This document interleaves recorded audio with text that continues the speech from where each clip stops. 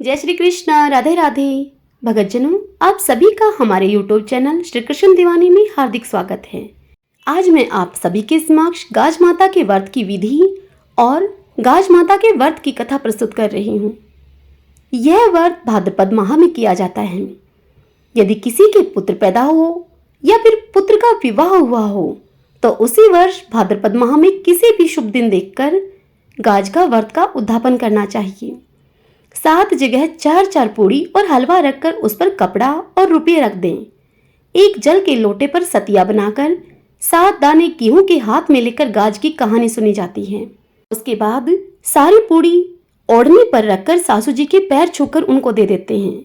बाद में लोटे के जल से भास्कर भगवान सूर्य नारायण को अर्घ दें। इसके बाद 7 ब्राह्मणियों को भोजन कराकर दक्षिणा देकर स्वयं भोजन करें। यह तो थी गाज माता के व्रत की विधि। आइए अब हम गाज माता के व्रत की कथा सुनते हैं। पुराने समय में एक राजा था। उसके कोई संतान नहीं थी। राजा रानी संतान के न होने से बड़े ही दुखी थे।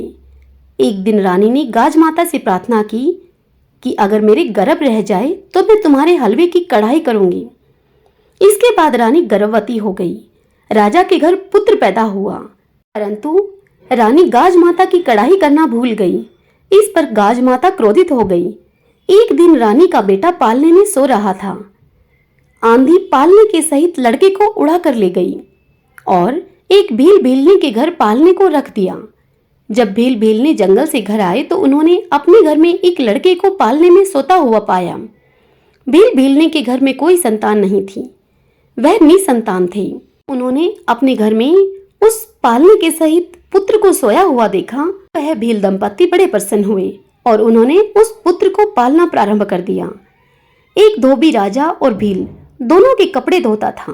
धोबी राजा के महल में कपड़े धोने के लिए गया तो महल में शोर हो रहा था कि गाज माता लड़के को उठाकर ले गई। धोबी ने बताया कि मैंने आज एक लड़के को भीलनी के घर में पालने में सोता हुआ देखा है।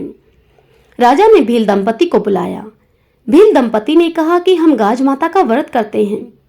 गाज माता ने ही हमें यह बेटा दिया है। सुनकर रानी को अपनी भूल का एहसास हो गया। रानी गाज माता से प्रार्थना करने लगी कि माता, मेरी भूल के कारण मुझसे ऐसा हो गया। और रानी पश्चाताप करने लगी और रोती हुई गाज माता से कहने लगी कि हे गाज माता, मेरी भूल को आप क्षमा कर दो। मैं आपकी कढ़ाई अवश्य करूंगी। मेरा लड़का मुझे लाकर दे दो। गाज माता ने रानी पर प्रसन्न होकर उसका लड़का उसे ला दिया तथा भील दंपत्ति का घर भी संपन्न हो गया। उन्हें भी गाज माता की कृपा से एक पुत्र की प्राप्ति हुई। रानी को अपना पुत्र मिलने के पश्चात रानी ने गाज माता का श्रृंगार किया और उसकी शुद्ध घी से हलवे की कढ़ाई की। हे गाज माता, जैसे तुमने भील दंपत्ति को धन दौलत और पुत्र आदि दिया तथा रानी का पुत्र उसे वापस दिला दिया, उसी तरह हे माता, सबको धन देना और सबके पुत्रों की रक्षा करना। सबको पुत्र देकर उन्हें संपन्न रखना। सब बोलो गाज माता की जय। गाज माता की कहानी के पश्चात विनायक जी की कहानी कही और सुनी जाती है। तो आइए भगतजनों, अब हम विनायक जी की कहानी सुनते हैं।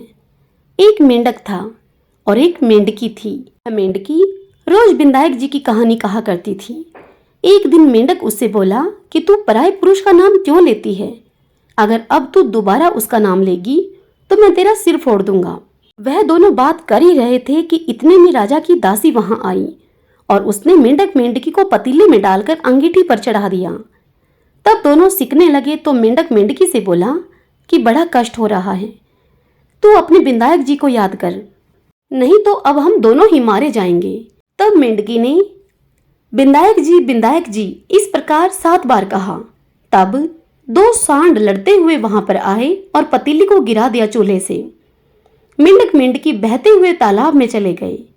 हे गणेश जी महाराज, जैसे मेंढक और मेंढकी का आपने दुख दूर किया वैसे ही सबका दुख दूर करना। कहते सुनते सबका कष्ट निवारण करना, हमारा भी कष्ट दूर करना और सारे परिवार का कष्ट दूर करना।